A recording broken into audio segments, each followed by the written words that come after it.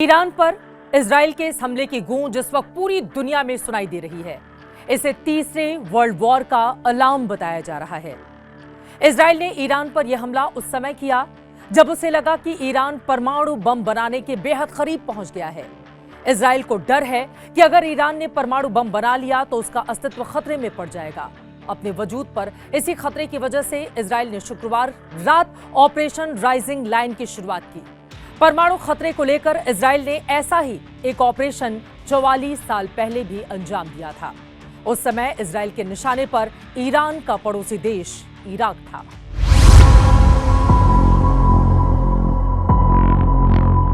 वो महीना भी जून का था। 7 जून 1981 को इजरायली एयरफोर्स के 14 फाइटर जेट्स ने एजियन एयरबेस से उड़ान भरी थी।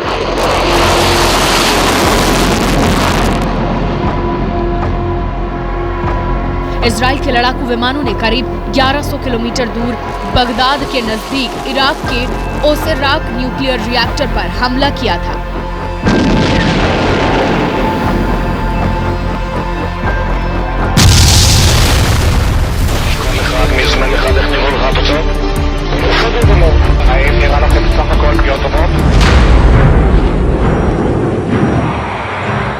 इजराइल ने हमले को नाम दिया ऑपरेशन ओपेरा।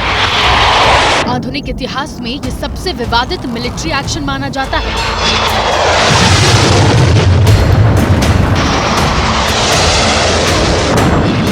सत्तर के दशक में इराक की सद्दाम हुसैन सरकार ने अपने न्यूक्लियर प्रोग्राम को तेज किया था। 1976 में इराक ने फ्रांस के साथ एक समझौते पर हस्ताक्षर किए। फ्रांस सरकार ने इराक को ओसिराक नाम का 70 मेगावाट का रिएक्टर देने की मंजूरी दी थी। वैसे तो आधिकारिक रूप से इराक के परमाणु कार्यक्रम का मकसद परमाणु हथियार बनाना नहीं था, लेकिन इजराइल के खुफिया अधिकारी छानबीन में इस नतीजे पर पहुंचे कि इराक परमाणु हथियार बनाएगा और इससे इजराइल का वजूद खतरे में पड़ जाएगा। इसी के बाद इजराइल ने 8 F-16A फाइटर जेट और उसको कवर बैकअप देने के लिए 6 F-15A विमानों को तैयार किया।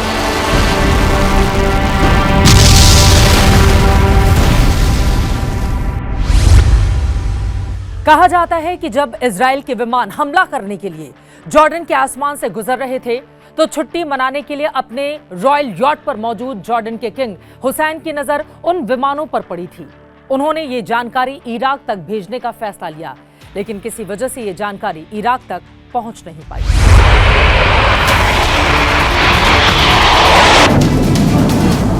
इराक के समय के मुताबिक शाम 5:35 पर F-16 लड़ाकू विमानों ने 5 सेकंड के भीतर बम गिराया।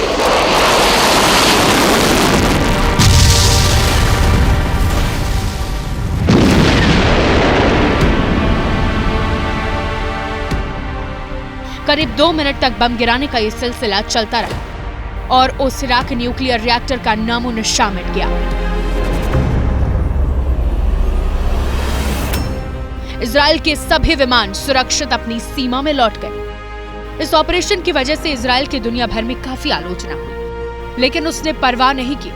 इस अभियान के बाद इराक की परमाणु महत्वाकांक्षा कभी पूरी नहीं हो पाई और अब 4 दशक बाद एक बार फिर इजराइल ने इराक के पड़ोसी देश ईरान को निशाना बनाया है। 1981 में इराकी न्यूक्लियर प्रोग्राम को तबाह किया था और 2025 में ईरान के परमाणु ठिकानों पर जोरदार हमला बोला है। भले दशकों बीत गए, लेकिन दोनों ही मौकों पर इजराइल ने अपने पड़ोसी देश के परमाणु कार्यक्रम को अपनी सुरक्षा के लिए बड़ा खतरा मानते हुए सैन्य कार्रवाई की। इजराइल ने साफ संदेश दिया है कि वो अपने पड़ोस में परमाणु हथियार नहीं बनाने देगा, भले ही उसे अकेले क्यों न हमला करना पड़े।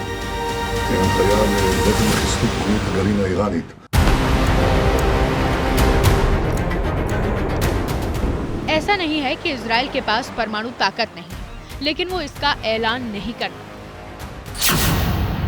इजराइल के पास करीब 90 परमाणु बम हैं, जबकि ईरान के पास करीब 8 से 10 एटम बम बनाने की क्षमता। लेकिन इजराइल ऐसा किसी कीमत पर होने नहीं देना चाहता। लिहाजा इजरायली सेना ने ईरान के परमाणु ठिकानों को पूरी तरह से बर्बाद करने के लिए ऑपरेशन शुरू किया और उसके निशाने पर ईरान के सुप्रीम लीडर खामेनेई हैं। का फतवा है कि हम बम नहीं बना सकते, इस्लाम ने हमें इजाज़त नहीं दी है। हम जो पब्लिक के लिए जो जैसे बिजली बनाते ही है, इस तरह की चीज़ों में हम इसको इस्तेमाल करेंगे, लेकिन सिर्फ बहानेबाजी की जा रही है उसको ख़त्म करने की, क्योंकि अकेला ईरान है जो इसराइल के ख़िलाफ़ खड़ा हुआ है, अकेला ईरान है जो अमेरिका के ख़िलाफ़ खड़ा हुआ है। ईरान बाकायदा दिखा चुका है पूरी दुनिया को, मगर अमेरिका और उसके हमनवा ममालिक पूरी तरीके से ईरान को ख़त्म करने की प्लानिंग कर रहे हैं और परमाणु बम का सहारा ले रहे हैं। मेरे ख्याल से ये बिल्कुल गलत है। ऐसा नहीं है कि ईरान हमले के बाद चुप बैठा है। परमाणु ठिकानों पर इजराइल के हमले से बौखलाए ईरान ने इजराइल की सुरक्षा का मजबूत कवच माने जाने वाले आयरन डोम को भी बैलिस्टिक मिसाइलों से भेद दिया। तेल अवीव की ये तस्वीरें इसकी गवाही दे रही हैं।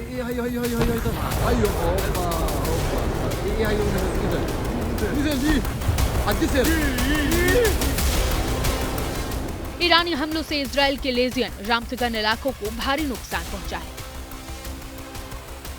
यरूशलेम में मिसाइल के धमाके सुनाई दिए तो इजराइल ने भी ईरान के गैस प्लांट पर ड्रोन से ताबड़तोड़ हमले किए। तेल डिपो और रक्षा मंत्रालय पर हमला करके साफ कर दिया कि ये युद्ध तुरंत थमने वाला नहीं है। Israel's fight is not with you. It's not with you, the brave people of Iran whom we respect and admire. Our fight is with our common enemy, a murderous regime that both oppresses you.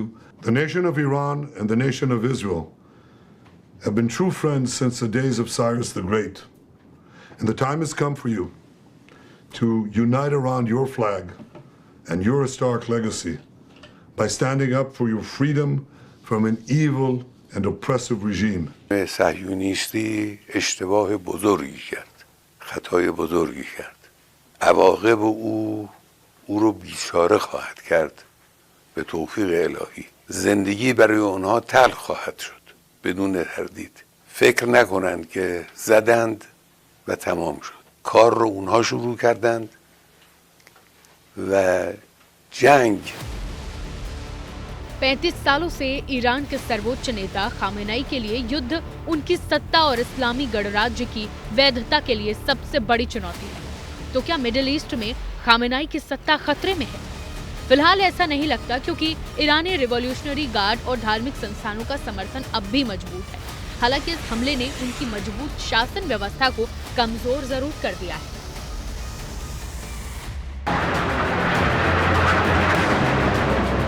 New York times की report के अनुसार Iran के अधिकारियों ने कहा कि सर्वोच्च नेता अली खामनेई की 36 साल के सत्ता के लिए यह सबसे निर्णायक क्षण है। उनके सामने एक तरफ इजराइल पर जबरदस्त पलटवार का विकल्प है, जिससे पूरी तरह से युद्ध छिड़ सकता है और जो उनकी सत्ता खत्म भी कर सकता है, क्योंकि पूरी तरह युद्ध की स्थिति में इजराइल के साथ अमेरिका और दूसरे पश्चिमी देश भी शामिल हो सकते हैं। वहीं दूसरी ओर उनके सामने युद्ध में पीछे हटने का भी विकल्प है, जिसे ईरान और पूरी दुनिया में हार के तौर पर देखा जाएगा। इजराइल तो यहाँ तक दावा कर रहा है कि ईरान आतंकियों को परमाणु हथियार दे सकता है। We had information that this unscrupulous regime was planning to give the nuclear weapons that they would develop to their terrorist proxies. दरअसल ईरान और इजराइल की ये दुश्मनी आज की नहीं है। ईरान में इस्लामिक क्रांति के बाद जब इस्लामी गणराज्य की स्थापना हुई, तभी से ईरान यहूदी देश इजराइल को शैतान मानता है और इजराइल को अवैध और कब्जा किया हुआ देश मानता है। 80 के दशक से ही ईरान ने हिजबुल्ला और फिलिस्तीन के आतंकी संगठनों को समर्थन देना शुरू किया, जिससे ईरान और इजराइल के बीच टकराव की नींव पड़ी। दशकों से दोनों देशों के बीच प्रॉक्सी वॉर, क्षेत्रीय प्रभुत्व और आतंकवादी संगठनों के जरिए संघर्ष चलता रहा है। लेकिन पिछले साल इजराइल ने सीधा मिलिट्री एक्शन शुरू किया और इस बार युद्ध भीषण शुरू हुआ, जिसमें कोई भी रुकने को तैयार नहीं है। ईरानियन लोगों को मैं जानता हूं और बहुत रेसिलिएंट है, और नेतन्याहू ने कहा रेजिम चेंज होना चाहिए। मेरे ख्याल से अगर नेतन्याहू ये कहता है तो रेजिम को और सपोर्ट मिलेगा। इस हमले ने ईरान के एक्सिस ऑफ रेजिस्टेंस को कमजोर तो किया है, जिसमें सीरिया, हिजबुल्ला, हमास जैसे संगठन संयुक्त रूप से पश्चिमी देशों खासकर अमेरिका और इजराइल का विरोध करते हैं। और ये हमला ऐसे वक्त हो रहा है जबकि सीरिया में असद शासन खत्म हो गया। हिजबुल्लाह और हमास को इजराइल काफी चोट पहुंचा चुका है। ईरान ने पिछले 30 सालों से अपने पिट्ठुओं को पश्चिमी एशिया में अलग अलग जगह पर बैठाया हुआ था, चाहे वो हमास हो, चाहे वो हिजबुल्लाह हो, चाहे वो हूती हों या बशार अल असद की सरकार हो सीरिया में। इज़राइल ने पिछले 20 महीनों के लड़ाई में इन सब को मुंह की दिखा दी है और वे ईरान की रक्षा करने में इज़राइल के ऊपर सीधे कोई हमला करने में सक्षम नहीं है। तो इस वजह से ईरान अलग थलग पड़ गया है। और जब बारी ईरान पर हमले की आई तो इजराइल ने जो प्लान बनाया वो ईरान की सोच से परे था। ईरान के वरिष्ठ सैन्य अधिकारियों से बातचीत पर आधारित न्यूयॉर्क टाइम्स की एक रिपोर्ट के अनुसार इजराइल के हमले को लेकर ईरान का आकलन गलत साबित हुआ। ईरान के अधिकारियों का कहना है कि उन्हें उम्मीद नहीं थी कि इजराइल इतनी जल्दी हमला करेगा। उन्हें यह लग रहा था कि इजराइल ओमान में रविवार को होने वाली अमेरिका ईरान परमाणु वार्ता के दूसरे दौर के बाद ही कोई कदम उठाएगा। इस बीच इजराइल लगातार हमले के संकेत दे रहा था, लेकिन ईरान के अधिकारियों ने इसे मनोवैज्ञानिक दबाव बनाने की कोशिश बताकर दरकिनार कर दिया। नेतन्याहू ने कहा था पहले कि अगर ईरान अमेरिका नेगोशिएशंस से कुछ होता नहीं है तो उन्होंने मिलिट्री एक्शन लेगा। वो तो मेरे ख्याल से ईरान को मिसलीड करने के लिए था। अधिकारियों के मुताबिक इजराइल के हमले की रात मिलिट्री कमांडर सेफ हाउस की जगह अपने घर में रुके, जो घातक साबित हुआ। इसी तरह रिवोल्यूशनरी गार्ड की एरोस्पेस यूनिट के commander general Aamir Ali Hajizadeh और उनके स्टाफ ने एक जगह जमा न होने के निर्देश का पालन नहीं किया। उन्होंने तेहरान के एक सैन्य अड्डे में इमरजेंसी बैठक की और उसी दौरान इजराइल ने इस सैन्य अड्डे पर हमला कर दिया।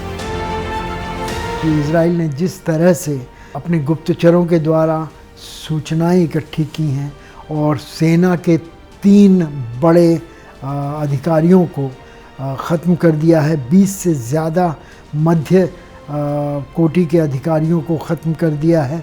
इस चीज़ का ख़तरा बढ़ गया है कि वो ईरान के सुप्रीम लीडर को भी ख़त्म कर सकते हैं।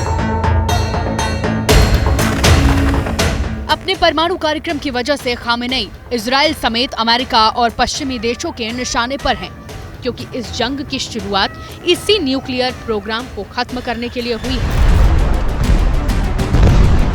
1989 में ईरान का सर्वोच्च नेता बनने के बाद खामेनेई ने परमाणु कार्यक्रम को राष्ट्रीय सुरक्षा का आधार बनाया, रिवोल्यूशनरी गार्ड को मजबूत किया और नतांजा में यूरेनियम संवर्धन की गुप्त शुरुआत की। साल 2000 तक इस्फहान शहर में यूरेनियम कन्वर्जन प्लांट भी बना लिया, जिसमें यूरेनियम का इस्तेमाल परमाणु बम के लिए किया जा सके। 2003 में दुनिया को IAEA ने इसकी जानकारी दी। उधर उसी साल ईरान ने इम्प्लोजन टेस्ट भी कर दिए, जिसमें परमाणु धमाका करने का परीक्षण होता है। 2015 में खामेनेई ने UNSC के देशों के साथ समझौता कर लिया कि परमाणु कार्यक्रम का इस्तेमाल शांतिपूर्ण उद्देश्यों के लिए होगा, लेकिन 2018 में अमेरिका के समझौते से पीछे हटने के बाद साल 2020 तक ईरान ने 20% यूरेनियम संवर्धन कर लिया। खामेनेई ने 60% यूरेनियम संवर्धन को राष्ट्रीय स्वतंत्रता का प्रतीक बताया और इस साल फरवरी तक 60% यूरेनियम संवर्धन जमा भी कर लिया, जो 9 परमाणु बम बनाने के लिए पर्याप्त था। इसी के बाद ओमान में बैठक की कहानी शुरू हुई और इस मीटिंग से पहले ही इजराइल ने हमला करके युद्ध का ऐलान कर दिया।